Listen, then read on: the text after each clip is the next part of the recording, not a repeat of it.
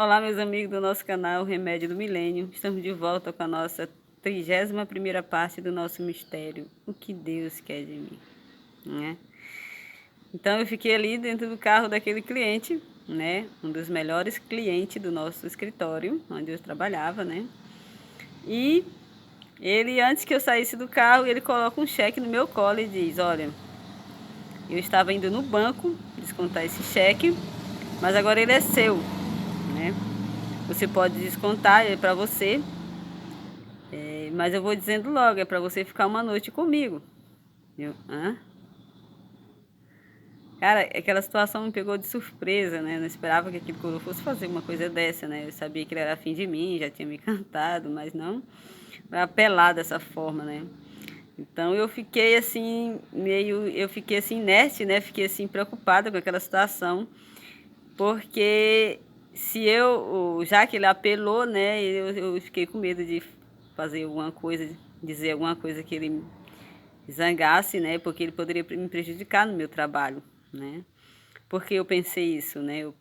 Porque há uns 3 anos atrás, né, desse episódio, anteriormente, eu estava no meu trabalho, lá em Tupiranga, né?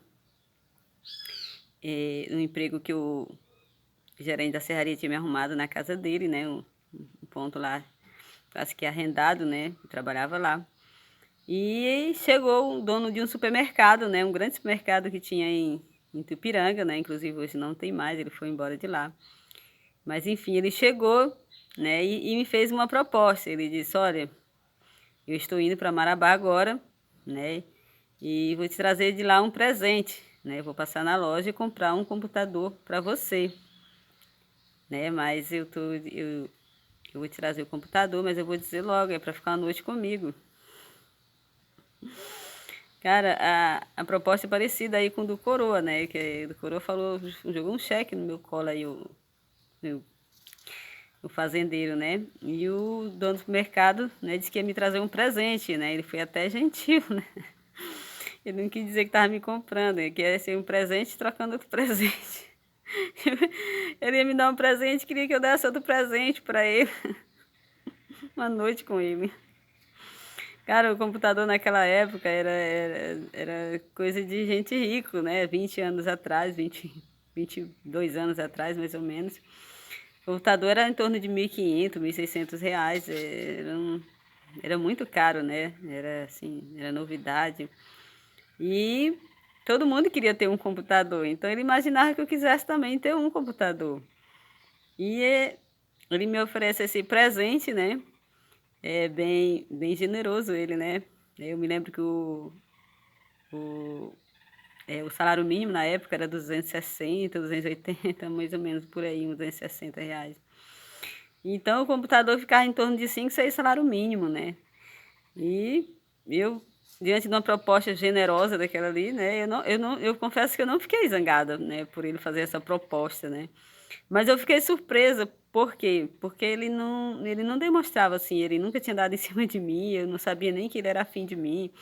Ele já tínhamos conversado muito pouco, e ele não tinha dado em cima de mim ainda, então a gente não tinha conversado muito pouco, eu não sabia nem que ele era afim de mim, de repente ele vem com uma proposta dessa, né? Eu vejo aí que ele não sabe, não consegue, não sabe conquistar uma mulher, ele sabe comprar, né? Com presentes, né? Claro, não é com dinheiro, é com presentes.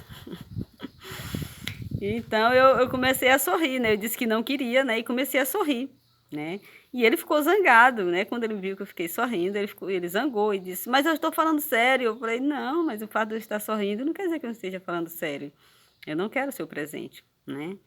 Então ele ficou zangado, muito zangado, não ficou intrigado comigo e passou muito tempo sem falar comigo. Eu falou comigo depois uma vez, por acaso, depois que eu estava morando aqui em Marabá, eu encontrei com ele no banco por acaso e ele resolveu falar comigo, mas ele não tinha mais falado comigo, não. Mas enfim, aí eu estou aí diante da proposta idêntica, né, do fazendeiro aí. Eu imagino que ele vai ficar zangado como o outro, né, se eu, né, fizer algo que ele vai ficar zangado. Então eu penso, vou ter que engolir o meu orgulho por essa essa afronta, né? Para mim é uma afronta, a pessoa vem querer me oferecer cheque, dinheiro para ficar à noite comigo. Mas aí eu falei, não, eu vou ter que engolir o meu orgulho e, né, tratar ele bem, né? Cliente do escritório. E eu pensei, né? Então eu vou olhar o cheque, né? Eu vou ver o valor do cheque, né? Porque aí eu me lembrei que o outro tinha sido bem generoso. E eu pensei, e esse coroa, né? Quanto será que ele tá achando que eu valo, né, para ele, né? Eu fiquei, me bateu aquela vaidade, né? Aquela vontade de olhar o cheque, né? Para saber o quanto, né? Ele estava ofertando para ficar à noite comigo. Mas aí no mesmo momento, no mesmo instante, eu pensei, não, eu não vou aceitar o cheque. Então, se eu olhar e devolver para ele, ele vai achar que eu olhei e não gostei, né, do valor. Achei que estava botando pouco, né? Ele pode achar que eu estou me achando, né? Que eu não quis o cheque porque achei que era pouco. E devolvi o cheque, né? E eu não quero de jeito nenhum, pode ser o valor que for, eu não quero. Então eu não vou poder olhar esse cheque, né? Senão ele vai achar que eu não aceitei porque achei que o valor era pouco. Então eu resolvi pegar o cheque, né? Eu peguei o cheque no meu colo, assim, apalpando, sem nem ter coragem nem de baixar o rosto, assim, com medo dele achar que eu tinha olhado, tinha visto o valor do cheque, né? Então, para ele não achar que eu tinha visto o valor do cheque, eu apalpei o cheque aqui no meu colo, do jeito que ele tinha colocado, né? Peguei o cheque e devolvi para ele aqui na minha esquerda, né? Devolvi o cheque para ele e disse: olha, eu não quero, né, o seu cheque, você dê para quem queira, porque eu não quero o seu cheque, né? E aí disse assim, fui abrindo a porta para descer do carro, né?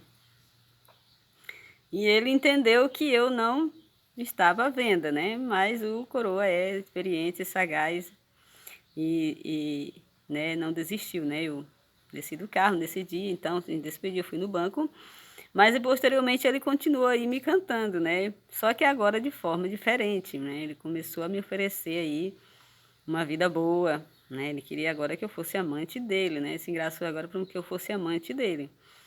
Então ele inventava de fazer o pedido lá no escritório, né? E lá ele ficava, né, me cantando lá, né? Porque eu posso lhe dar uma vida boa, né? Uma vida para você, para o seu filho, você sair dessa vida de ganhar um salário mínimo e tal.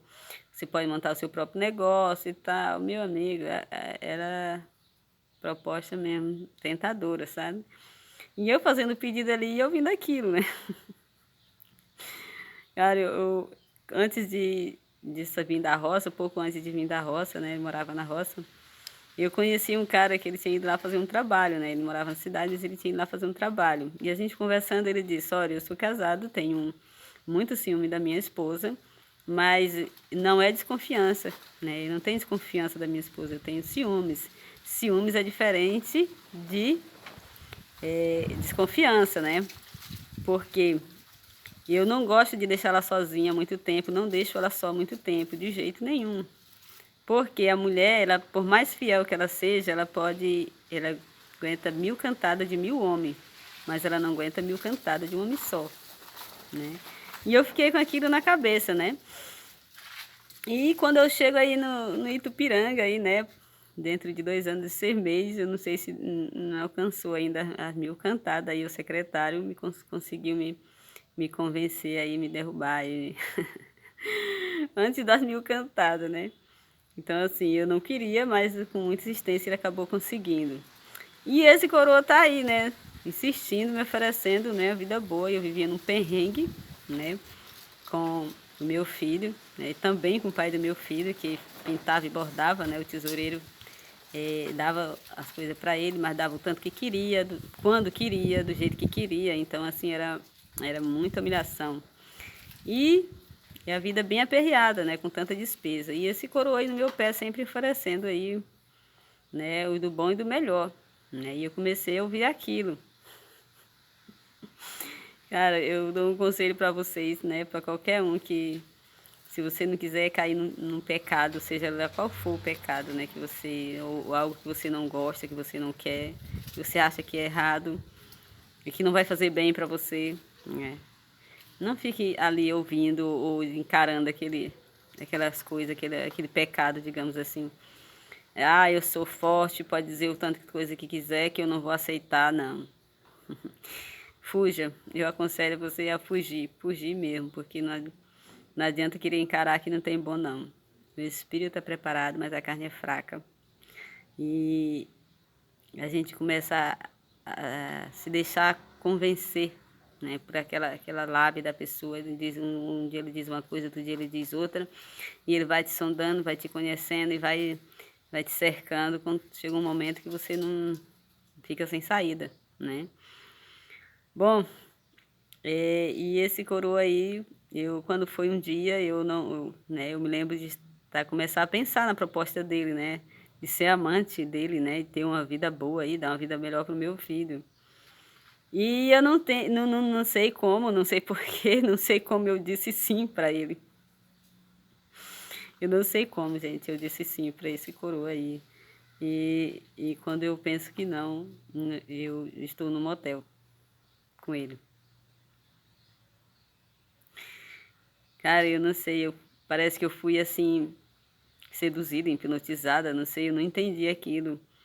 Eu, quando eu despertei, quando eu dei por mim assim, que eu caí na real, assim, eu estava já num motel com o coroa. E, com a situação assim bem complicada, né? Porque quando eu despertei daquele transe, daquelas, não sei o que que foi aquilo, eu já estava lá dentro do motel, lá no quarto com ele. Então, assim, eu acordei assim, meu pai, e agora? O que é que eu vou fazer? E eu vou contar o resto desse episódio para vocês no próximo capítulo.